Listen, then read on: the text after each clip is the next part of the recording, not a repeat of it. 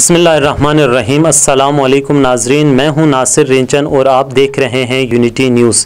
नाजरीन, आज हम बात करेंगे सेनेट इलेक्शन पर सदारती रेफरेंस और सुप्रीम कोर्ट के फैसले या राय के हवाले से। आज सुप्रीम कोर्ट ने सदारती रेफरेंस पर अपना राय दिया है। इसके बाद अपोजिशन जमातें और हुकूमत सुप्रीम कोर्ट के इस राय को अपनी अपनी फतह करार दे रहे हैं। सुप्रीम कोर्ट ने क्या राय दिया है, इस जानिब बढ़ने से पहले हम आपको ये बताना चाहते हैं कि इस दफ़ा सेनेट में कितनी सीटें खाली है, कितने सेनेटर्स इस दफ़ा रिटायर हुए हैं और कितनी सीटों पर इंतखाबात होने जा रहे हैं। चूँकि इस दफ़ा का इलेक्शन पिछले इलेक्शन के बनिस्बत थोड़ा सा मुख्तलिफ है। जैसे कि आप जानते हैं, सेनेट में कुल 104 नशिस्तें हैं, कुल 104 सीटें हैं और ये सीटें तमाम सूबों में बराबर के हिसाब से तकसीम है। लेकिन और हर 3 साल बाद 104 में से 52 सेनेटर्स अपनी मुद्दत पूरी कर जाते हैं और हर 3 साल बाद इन सीटों पर इंतखाबात होते हैं। इस दफ़ा भी 52 सेनेटर्स अपनी मुद्दत पूरी कर चुके हैं, लेकिन उनमें से सिर्फ 48 नशिस्तों पर इंतखाबात हो रहे हैं। ये क्यों? ये इसलिए कि इस जैसे कि तकसीम के मुताबिक हर सूबों को 23 सीटें हैं। इसके अलावा फाटा की 8 सीटें और वफाकी दारुल हुकूमत की 4 सीटें मिला के 104 सीट बनती है। और इस दफ़ा चूँकि फाटा खैबर पख्तूनख्वा में जम हो चुकी है और जो फाटा की 4 जो सेनेटर्स हैं उनकी मुद्दत भी पूरी हुई है, लेकिन अभी ये फैसला नहीं हुआ कि फाटा की जो 8 सीटें हैं वो उसको खैबर पख्तूनख्वा में जम करना है या दीगर सूबों में तकसीम करना है। लिहाजा इसका फ़ैसला 2024 में जब फाटा की दीगर जो 4 सेनेटर्स हैं जब उनकी मुद्दत पूरी होगी तो उस वक्त इसका फ़ैसला किया जाएगा। लिहाजा इस दफ़ा 52 में से 48 सीटों पर इंतखाबात होंगे। यूँ इस दफ़ा सेनेट की कुल नशिस्तें 100 है।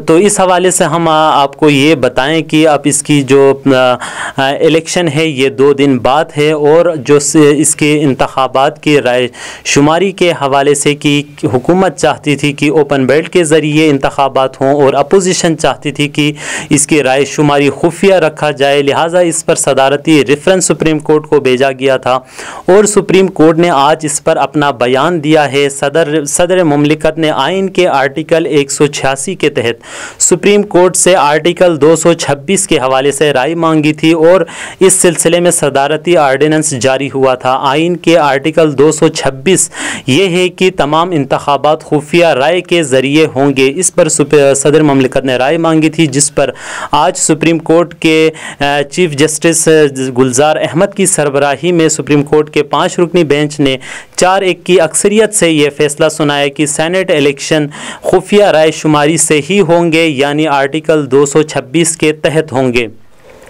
सुप्रीम कोर्ट ने अपने फैसले में यह भी कहा है कि सेनेट इंतखाबात आइन के तहत होंगे और इलेक्शन कमीशन की जिम्मेदारी होगी कि वो इलेक्शन को शफाफ बनाएं। इलेक्शन कमीशन शफाफ इलेक्शन के लिए तमाम तर इक़दामात कर सकता है और इंतखाबी अमल से करप्शन ख़त्म करना ये इलेक्शन कमीशन का काम है, ऐसा सुप्रीम कोर्ट का कहना था। इसके अलावा जो सुप्रीम कोर्ट की राय में अहम बात है वो ये थी कि वोट हमेशा के लिए खुफिया नहीं रह सकता।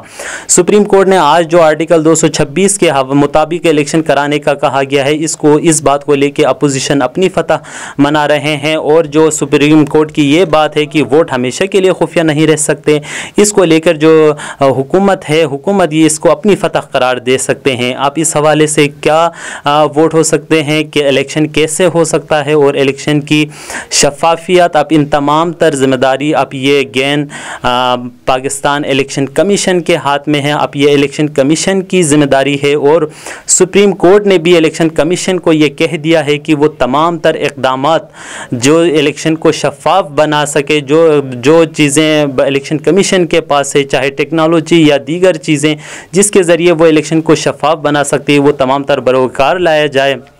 अब ये इलेक्शन कमीशन देखते हैं कि इलेक्शन कमीशन के पास टाइम भी, मुद्दत भी बहुत कम है। 2 दिन का इलेक्शन कमीशन के पास टाइम है और इस 2 दिन में इलेक्शन कमीशन क्या कर सकती है या क्या नहीं, ये अब आने वाला वक्त ही बताएंगे कि इलेक्शन कमीशन इस इंतखाबात को कैसे शफाफ बनाते हैं और करप्शन के ख़ात्मा कैसे मुमकिन है इसमें से।